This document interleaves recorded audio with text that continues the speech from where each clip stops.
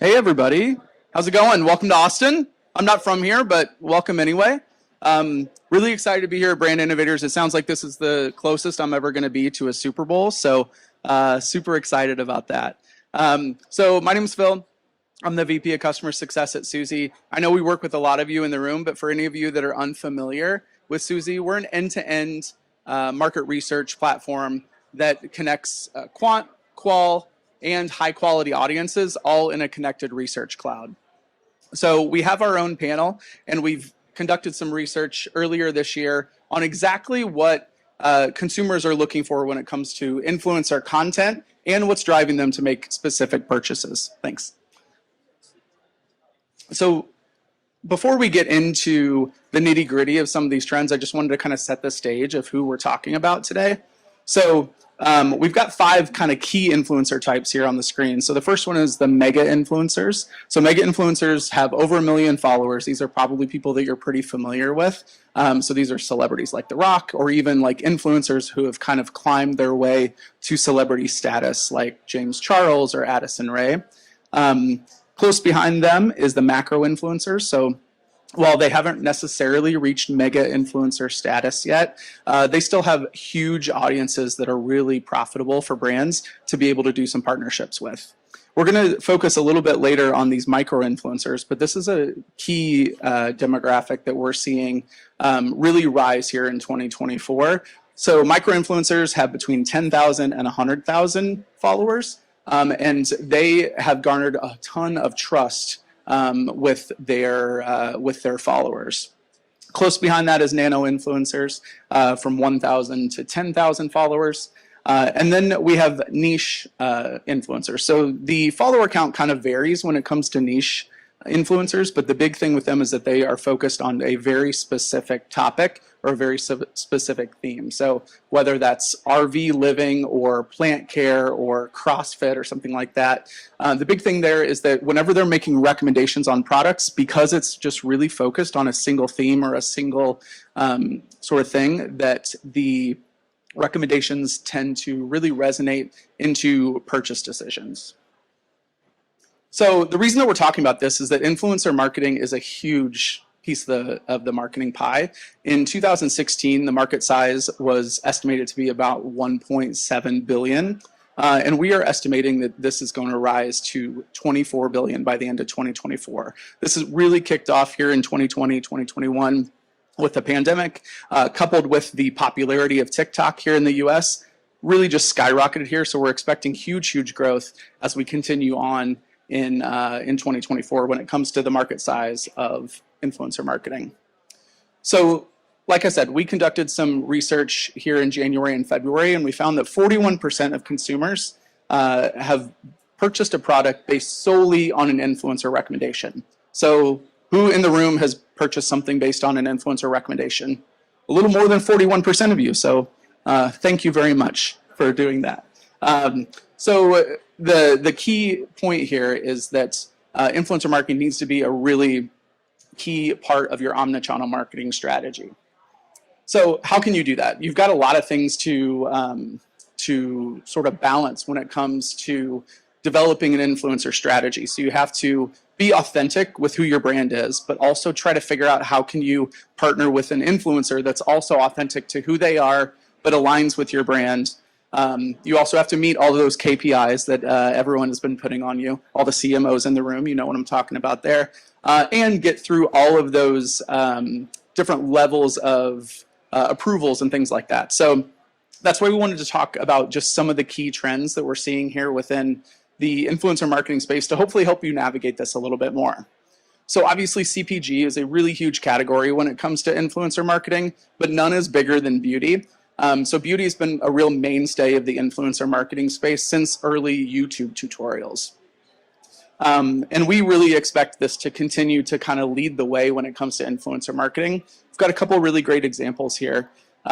First of all, 64% of people shop for celebrity endorsed beauty products. So we found that this is a really high number. People are buying particular celebrity endorsed beauty products from influencer marketing. I think one of the greatest examples here is Rare Beauty. So Rare Beauty, it feels like there's a new that there's a new celebrity endorsed beauty product kind of popping up all the time. But what makes Rare Beauty a little bit different is that those products actually work.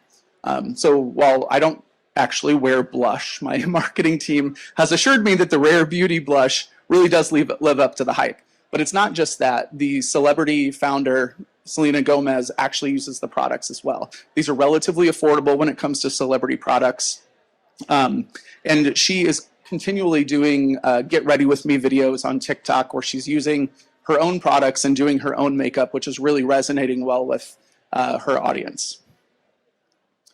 Clearly, authenticity. I'm going to put these notes down, guys. It's not going to happen. Clearly, authenticity is one of the key themes and one of the things that we really need to focus in on when it comes to influencer marketing. So a couple of really great examples of brands and influencers that are being authentic. The first one is Indy Clinton. I don't know if anybody follows Indy Clinton. She is a mom influencer from Australia. She's got 1.7 million followers on TikTok. And the thing that's a little bit different about Indy is that her posts are just absolute chaos. So it's not a typical mom influencer who's creating her cute little lunches in the bento box and the kids are all perfectly behaved and they are reading at a college level by the time they're in second grade. It's mass calamity there. So she has her kids running around, there's laundry piled up on the floor. She comes to the camera frazzled, but she's always really enthusiastic to share her life. And because of this, she has a level of authenticity with her followers. And the good thing about, or good or bad, depending on how you're looking at it, is that she doesn't do a lot of brand partnerships. So whenever she does, her followers really listen. Another really great example is Jake Cohen. So he really rose to fame during COVID doing these stylized cooking videos. And the thing about him is that he's partnered with Amazon, he's partnered with Goldbelly, he's partnered with a ton of brands. But whenever he does this, he's using the recipe, or the recipe that he's creating, he's using the products that he's endorsing within there. So his followers can see the success or lack thereof of those particular products that he's endorsing. And this has created a much truer connection and allows him to be able to sponsor these products that are going to resonate really well with his followers. So micro-influencers, we kind of mentioned those. These are really on the rise. We found that 85% see smaller influencers as significantly more relatable. So the reason that this is happening is because they have garnered significantly more trust. A really great example of this is the Coach Savage, so Martino Savage.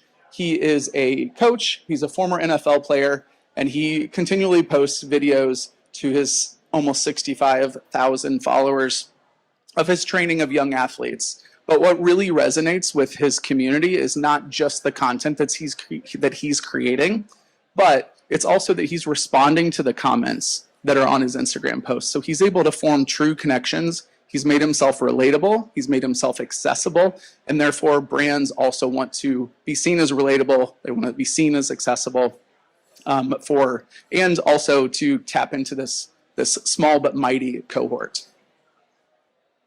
Similarly, we've seen influencers, not just micro-influencers, but influencers as a whole, as part of big omni-channel advertising campaigns. So none bigger than this year's Super Bowl. Influencers were literally everywhere.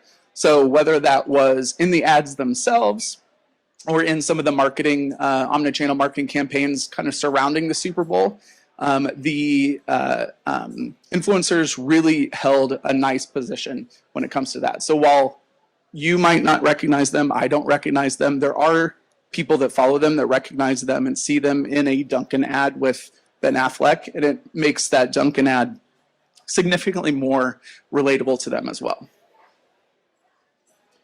So obviously we've talked about micro-influencers. It's really great to be able to work with somebody who has 50, 60,000 followers, but we shouldn't be discounting the celebrity influencer either.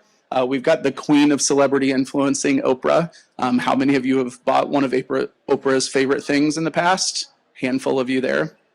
So Oprah has been kind of that mainstay of how you can get a small brand to really launch by being part of her favorite things. She's wearing a shirt by a small clothing brand called Air that as soon as she posted this video, their stock was done like that. But I actually prefer this second example, which is Harry Styles, not just because I happen to be a Harry Styles fan, but he did something really interesting where he wore these Adidas Gazelle sneakers during his most recent tour, the Love on Tour concerts. And his fans noticed, obviously, those fans notice everything. So they nicknamed these Adidas Gazelles the Satellite Stompers, which is based off of one of his songs. And then they started buying them in order to be more like him and to emulate his style. So Adidas decided to get on this bandwagon, and they used the nickname Satellite Stompers in some of their promotional campaigns.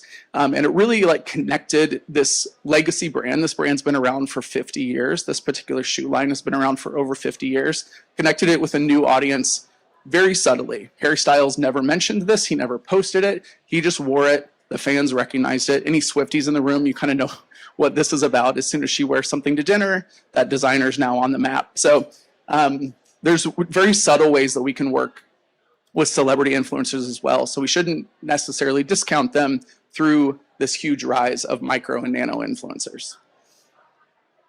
And it wouldn't be a marketing conference in 2024 if we didn't talk about AI, right? So AI has a couple, it's kind of a two-sided coin here. There are both AI influencers. So this example of Lil Miquela has actually been around since 2016. She was created in 2016. She's fully AI, but she is a 19-year-old fashion model living in LA, and she's done brand partnerships with a ton of different fashion brands, including luxury brands like Prada. So the thing with her is that she has been able to garner this huge audience. Her audience sees her the same way they see her as human influencers. But the fact of the matter is that she's created and managed by these two people whose names are written down over there, but I totally forget. Cool. So the other side of the coin when it comes to AI, though, is human influencers using AI for their content. So people are not really sure how they feel about AI in general. We found that 80% of folks are really concerned about deepfake technology when it comes to social media in particular. So when humans are using AI, it's not that consumers are saying, please don't do this. They just kind of want to be made aware. So if you're using some tricky video techniques or you've got some filters on, just tell your audience exactly what you're doing so you can keep that authenticity rolling in and still utilize some of the great things that are happening within AI. So I know that this has been a lot. Hopefully this has been able to, you get a couple of trends that you can take back to your marketing boardrooms, but a couple of key takeaways for what you do in order to create your next influencer campaign. First of all, let's look at authenticity. Make sure that you're connecting authentically with your audience, that your brand message and your brand ethos is resonating with the types of influencers that you're using. And then also don't forget about the omni-channel aspect of this. So gone are the days where you're just going to be posting or asking celebrities or asking influencers to post specific ads of yours on their feeds. They need to be integrated into your overall marketing message. So use social takeovers, use integrated advertising campaigns similar to what we saw in the Super Bowl in order to really hammer home influencer marketing as being a really great extension of your brand in all of your brand messaging. So that's it. Very short and sweet today. But yeah, we'll be around. Feel free to, I'd love to meet some of you. Feel free to get in touch if you have any questions about influencer marketing or about Suzy as a whole. So thanks, guys.